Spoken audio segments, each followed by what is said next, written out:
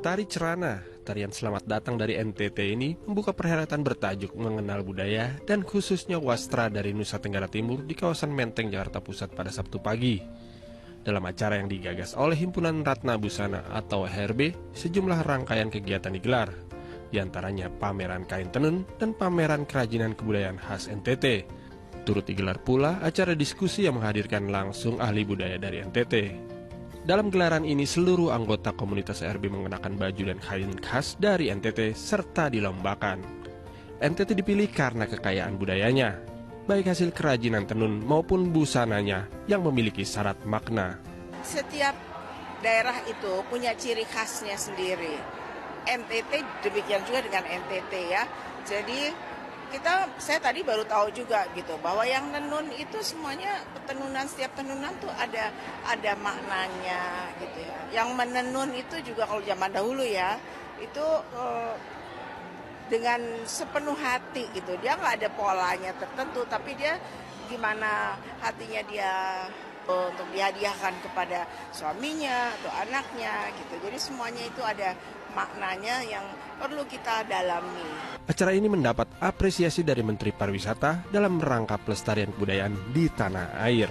Harapannya terus selalu dilakukan, disebarluaskan, dipromosikan, dan lebih banyak member yang akan ikut juga, dan dari promosi-promosi inilah masyarakat luas akan lebih mengenal Indonesia secara utuh.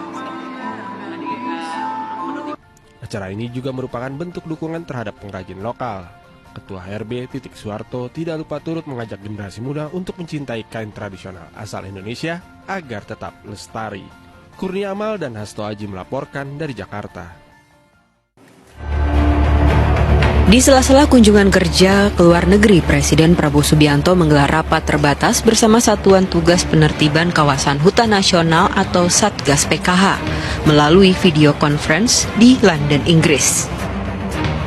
Ratas ini membahas tentang penertiban kawasan hutan sekaligus memperkuat kepastian hukum, pembenahan lingkungan, dan penataan aset negara di sektor kehutanan. Dari ratas itu, Presiden Prabowo mencabut izin usaha 28 perusahaan yang terbukti melanggar dan merusak lingkungan. Hal itu disampaikan dalam konferensi pers di kantor Presiden Jakarta Selasa malam. 28 perusahaan tersebut terdiri dari 22 perusahaan berusaha pemanfaatan hutan atau PBPH hutan alam dan hutan tanaman, serta 6 perusahaan di bidang tambang, perkebunan, dan perizinan berusaha pemanfaatan hasil hutan kayu. Dari hasil investigasi, perusahaan itu melakukan pelanggaran dengan luas lahan total mencapai 1 juta hektar lebih. Tim MTech Media melaporkan.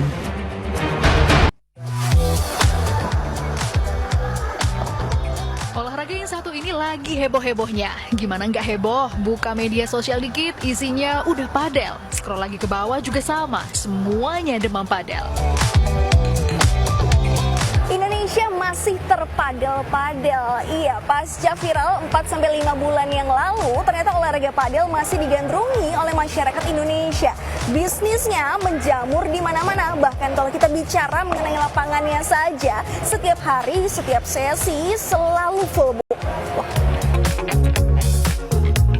Ya, begitulah faktanya. Setiap hari lapangan padel yang berlokasi di Pantai Indah Kapuk ini tak pernah sepi pemain. Kondisi itu selaras dengan perkembangan olahraga padel di tanah air. Data dari KONI dan International Padel Federation menyebut pertumbuhan padel di Indonesia menjadi tercepat ke-6 di Asia Tenggara dan ke-29 dunia. Nah, banyak yang berawal ikut-ikutan, taunya ketagihan, saking asiknya bermain padel. Yang udah ketagihan main padel pasti rela merogoh kocek setiap minggunya demi menyewa lapangan. Seminggu tadi bisa berapa kali? 2-3 kali lah. 2-3 kali. Iya. Kira-kira budgetnya berapa sih? Kurang lebih bisa 1 jutaan lah ya, minimal ya. Ya, kalau 2-3 kali main gitu, kurang lebih. Untuk sewa lapangan doang atau sewa raket? Udah punya raket juga? Oh, raket sudah punya sendiri sih ya. Oh, okay. Lebih baik beli raket sendiri sih kalau udah suka. Kok rela ngeluarin segitu? Itu kan per minggu tuh kok. Iya. Ya karena kan kalau kita main padel itu kan ketemu komunitas baru, nambah teman gitu. Meski lapangan padel sudah ada di mana-mana, tapi bisnis membuka lapangan padel masih menarik minat banyak orang karena penggemar padel makin membludak. Saya kira kalau nggak cuan sih nggak akan ada yang ingin terjun ya ke dalam bisnis ini ya. Karena memang jumlah lapangan yang ada dengan jumlah pemainnya sekarang sudah ketinggalan jauh. Kalau dulu lebih banyak lapangan daripada pemain, sekarang terbalik. Gak cuma lapangan yang laris manis ditunggu penggemar, perlengkapan dan outfit padel juga makin diburu pemain. Mikaela Winda dan Ahmad Teguh melaporkan dari Jakarta. Kementerian Keuangan resmi memasukkan kebijakan penyederhanaan nilai mata uang atau redenominasi ke dalam agenda strategis pemerintah. Rencana ini akan dituangkan dalam rancangan undang-undang tentang perubahan harga rupiah. Targetnya rampung pada 2027. Bank Indonesia mendefinisikan redenominasi rupiah sebagai penyederhanaan jumlah digit pada pecahan rupiah tanpa mengurangi daya beli dan nilai rupiah terhadap barang jasa. Tujuannya menyederhanakan transaksi, memperkuat kredibilitas rupiah, dan mendukung modernisasi sistem pembayaran nasional. Jadi, nanti nominal rupiah akan berganti dari Rp1.000 menjadi Rp1, Rp5.000 jadi Rp5, dan Rp10.000 jadi Rp100. Misalkan, segelas kopi seharga Rp15.000 menjadi Rp15 usai redenominasi. Dengan uang Rp30, Anda bisa membeli 2 gelas kopi. Ya, artinya nilai barang atau jasa tidak berubah. Meski Menteri Keuangan Purbaya Yudi Sadewa memastikan kebijakan redenominasi rupiah belum akan dijalankan dalam waktu dekat. Redenom itu kebijakan bank sentral dan dia nanti akan diterapkan sesuai dengan kebutuhan pada waktunya. Tapi nggak sekarang, nggak tahun depan. Tahun depan? Nggak tahun depan. Saya nggak tahu, itu bukan Menteri Keuangan tapi perusahaan bank sentral. Kan bank sentral udah kasih pernyataan tadi kan. Jadi jangan gue yang digebukin. Lalu kapan waktu ideal redenominasi diberlakukan? Perlu kajian yang mendalam, sosialisasi dulu.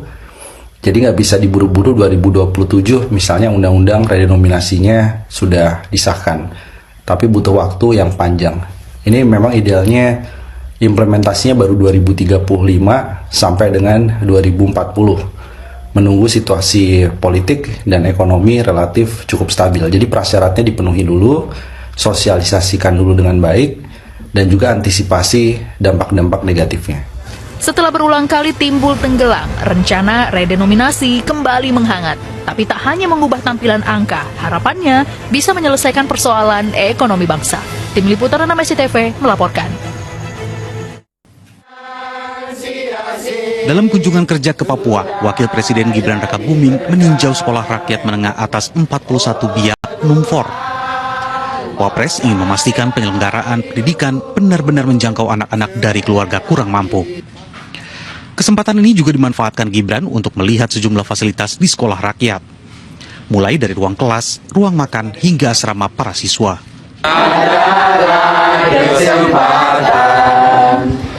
Di tempat terpisah, Menteri Pekerjaan Umum memastikan pembangunan sekolah rakyat tahap 2 akan terus dikebut.